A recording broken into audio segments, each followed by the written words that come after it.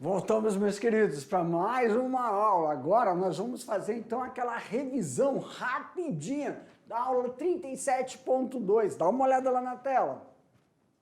Olha aí, galerinha. Apicultura, parte 2. Professor, o que nós falamos do estudo da apicultura? Falamos sobre a estrutura do apiário, EPIs e sistema de implantação. Aqui para mim, galera.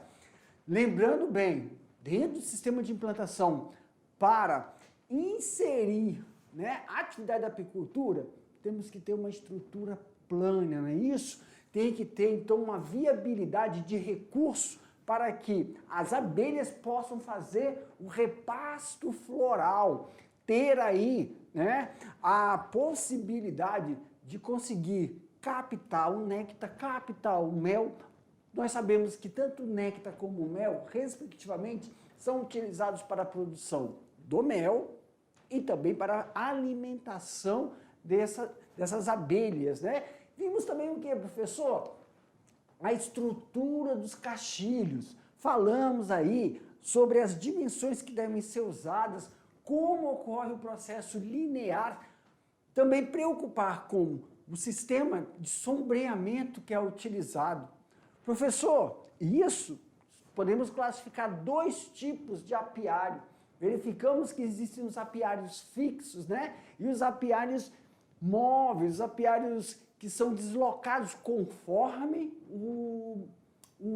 a época de floração.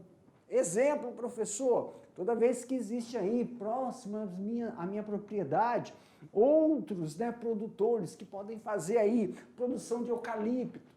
Nós sabemos que tem 3 principais espécies de eucalipto, citros, laranja, tangerina, limoeiro, facilitando então o processo de captura. E aí nós temos que lembrar o quê? O raio de ação da abelha, aí tem que estar mais ou menos 1.500 metros para que ela tenha disponibilidade de água e disponibilidade de matéria-prima. Mas, prof, e aqueles 200 metros ali? Principalmente dos 200 metros, fornecimento de água, não é isso? Para as abelhas. Vimos também a classificação das abelhas, operária, raiz, zangão. Vimos quais são as atividades que realizam ali e também falamos na aula sobre a importância de, quando realizar determinados manejos dentro do apiário, a utilização de EPI. O EPI é uma vestimenta que vai proteger o apicultor, que é o indivíduo que realiza todas as atividades dentro do apiário, de forma a não sofrer nenhum ataque. Para isso, não tem só o EPI, não tem só a indumentária, também tem ferramentas, instrumentos que auxiliam nisso, que é o fumigador. O fumigador vai proporcionar a produção de uma fumaça fria, não tóxica, que vai proporcionar que a abelha ingira mel, isso dificulte que a mesma ataque o apicultor. Mas todo esse processo, que o apicultor utiliza para poder fazer então os manejos dentro do apiário, só serão eficazes também se ele tomar alguns cuidados, como não tomar banho na hora de fazer o manejo, ir lá no apiário fazer todos os manejos necessários, não tomar banho com produtos que possam exalar odores que façam com que as abelhas fiquem irritadas. Como aqueles... Exemplo, toma banho momentos antes de fazer o manuseio com shampoos que tenham aqueles aromas, ou então se for uma apicultora, utilizar esmalte próximo ao manejo, isso pode irritar o perfume. Então, se fala que não se deve, utilizar para não atrapalhar essas práticas. E também fazer com que a atividade dentro do apiário consiga ser normal. Outra coisa, o professor estava falando lá que nós falamos sobre o apiário fixo, e o apiário itinerante, aquele apiário que vai conforme a floração. O processo de mudança desse apiário sempre é feito nas horas de menor temperatura. Exemplo, à noite. Não só por causa que isso auxilia, as abelhas já vão estar dentro da colmeia, mas também por causa do transporte, menos barulho. Ou no início da manhã, lá pelas 5 horas também. São horários que auxiliam nesse processo de transporte. Galerinha, Agora, finalizamos essa correção, esse bate-bola. Vou deixar vocês fazendo aí a atividade, mas daqui a pouco o tio volta para fazer as correções. Aguardo vocês.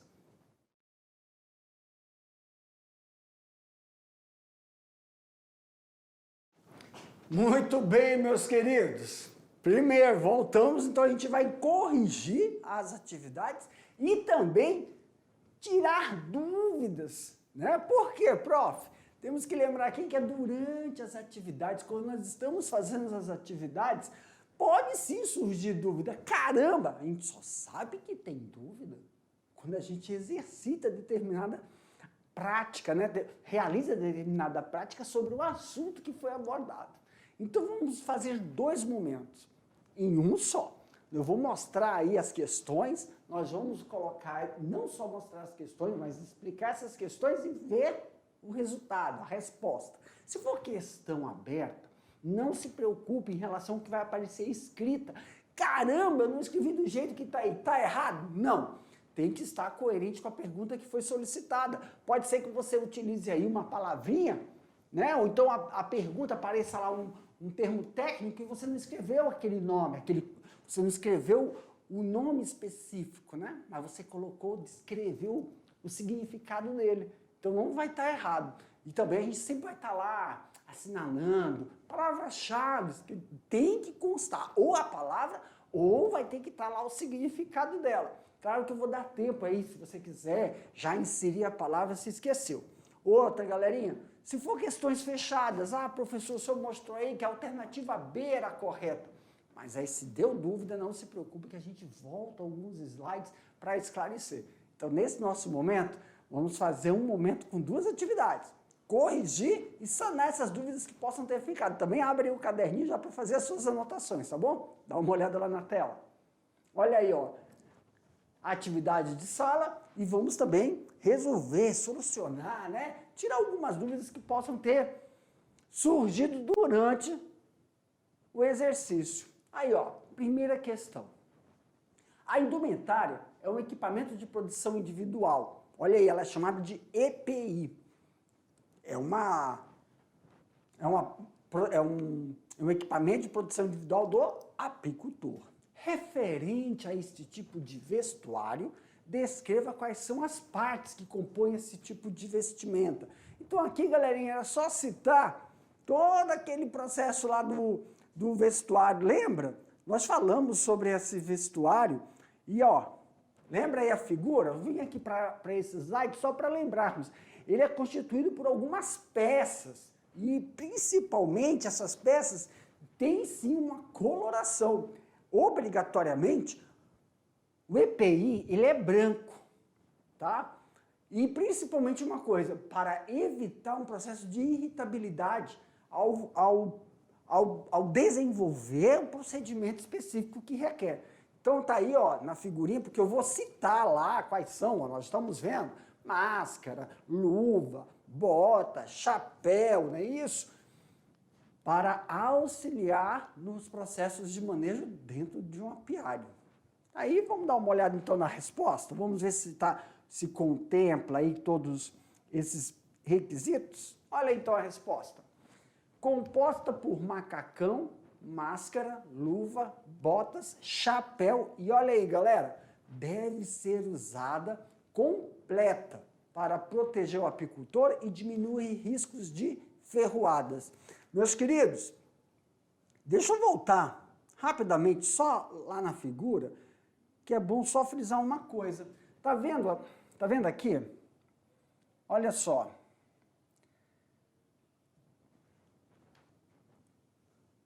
Na manga, bem aqui na extremidade, você está vendo onde fica o punho? Ele tem uma liga, tá? Isso é importante, não pode ser liso, ele tem que ter esse elástico embutido. Volta aqui para o tio, ele tem que ter esse elástico embutido para poder vedar direitinho, tá? Para evitar porque quando você está fazendo um procedimento, algumas operárias podem estar ali no macacão do lado de fora e isso vai impedir com que elas entrem. Aí algumas pessoas me falam, professor, e a luva?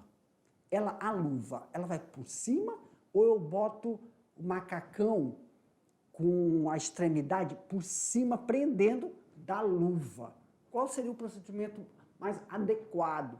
Dá uma olhada lá na tela, meus queridos. A luva que nós utilizamos, ó, ela não tem, tá?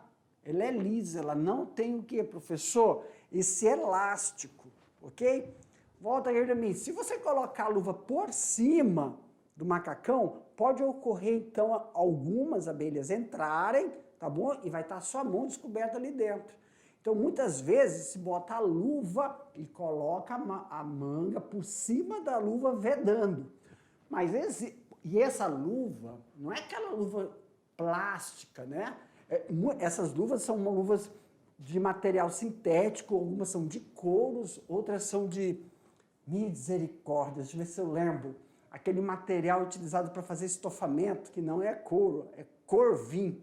Então tem que tomar cuidado se ele tem essa prática de vedação. Tem gente que coloca velcro, né? Coloca velcro, tem essas adaptações. Então é importante vedar na porção do braço e também aqui, ó. Lembra? Quando a gente coloca, quando utilizamos bota, o macacão vai por cima, porque ele também tem que ter esse elástico aí para evitar que entre tanto na bota, como também pela parte externa do macacão. Dá uma olhada na tela.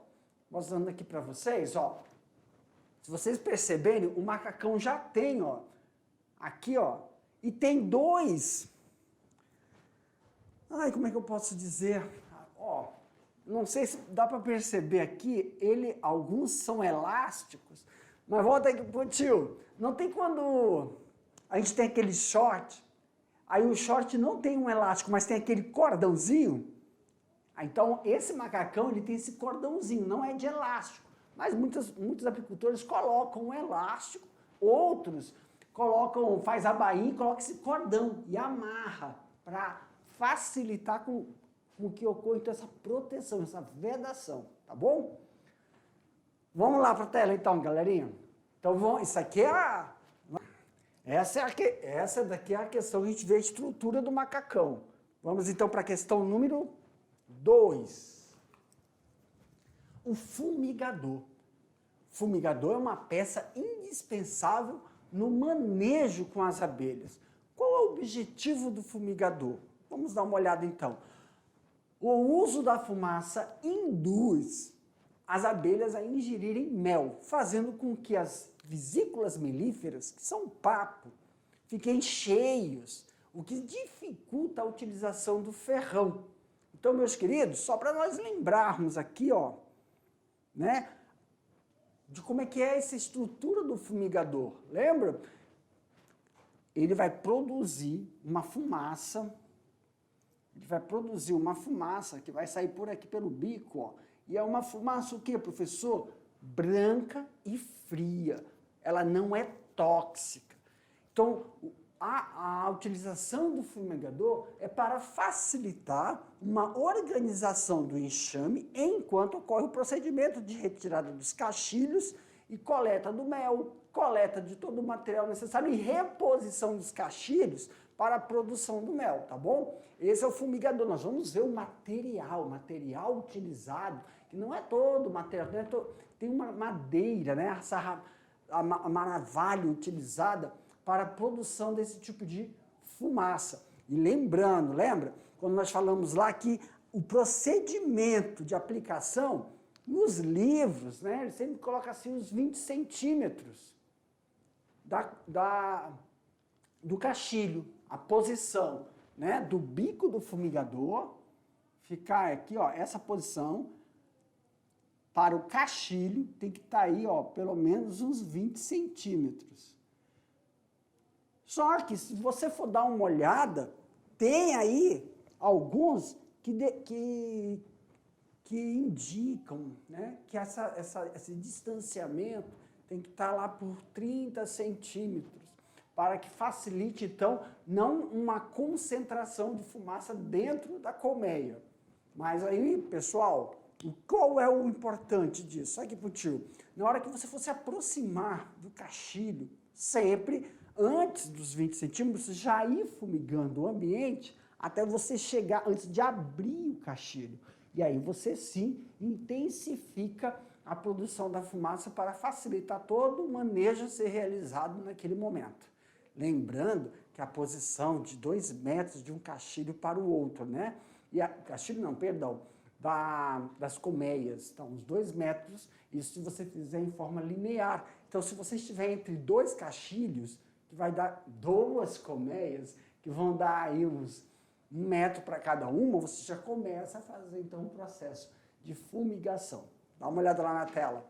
Então, o objetivo é facilitar com que o apicultor desenvolva o processo, então, dos manejos realizados dentro, fazendo com que elas ingiram, então, o quê? Mel e dificulte a utilização do ferrão. Vamos lá, então, para a atividade 3? Podemos caracterizar as instalações do apiário em 2 tipos. Assinale a alternativa correspondente aos 2 tipos de instalações de apiários. Então aqui, galerinha, nós temos a alternativa A, apiário intercalado e apiário sazonal, apiário fixo e apiário migratório, apiário convexo e apiário enfileirado, apiário migratório e apiário sazonal, apiário enfileirado e apiário convexo. Meus queridos, olha só, apiário sazonal, a palavra sazonal, apiário convexo, enfileirado, tá, são essas 3 palavrinhas aí. Aqui pro tio. Quem é sazonal, pessoal? Sazonal é períodos que eles podem ser intermitentes ou dependendo da estação climática, o processo de floração. Não é isso? Existem estações onde há uma produção da floração ou do eucalipto, ou dos citros, ou da banana, não é isso? Do maracujá. Isso tem uma determinada sazonalidade, um período. Por exemplo, já vamos iniciar agora, não é ali para falar, né? Porque tem que ser atemporal, o início de produção de manga. Só que agora nós estamos numa penca de uma estiagem. Então, lá pelo meio dos meses, lá no mês está chegando, vai começar, né? Em setembro, né? A segunda quinzena, vão dar algumas chuvas isoladas. E isso vai fazer. Então, quem estiver andando por aí ver, já começou a sair a brotação de flor, né? A floração da mangueira. Só que ela não é homogênea, ela ainda está, tipo, ela não vai vir totalmente no pé. Então essas mangas, elas não vingam. Aí sim, quando começar a época chuvosa, que a gente chama a chuva da manga, a chuva da época da manga, a mangueira, né? A árvore vai começar a ficar toda florida. Essas mangas sim vingam. E tem uma sazonalidade, uma época, a característica disso. Igual a época do caju, não é isso? Então, sazonalidade não é a palavra que cabe para quando você faz a instalação de um apiário que, independente se tem oferta de flor, que a gente fala, né, período de floração, ele fica ali, ele não muda. Então, tem que se esperar, aquele apiário fica ali, né, vamos supor aí 100, 50 colmeias, 15 colmeias, independente se tem flor ou não, ele fica ali. Isso é aquele apiário fixo. O que é um apiário migratório?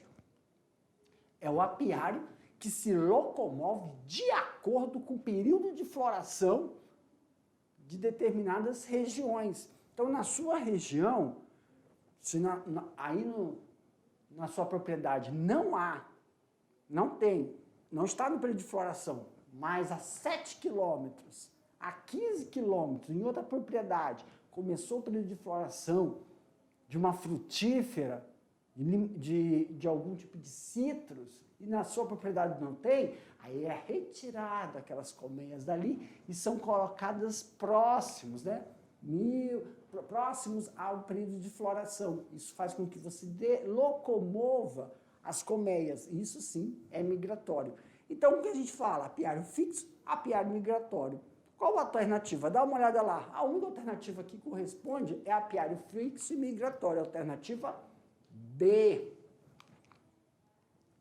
E na última questão, na colmeia existem 3 tipos básicos de abelha. Aí é para você esquematizar, desenhar a estrutura da rainha, estrutura do zangão e a da operária. Aqui, galerinha, finalizando então essa nossa correção, aguardo vocês com o próximo assunto, ok?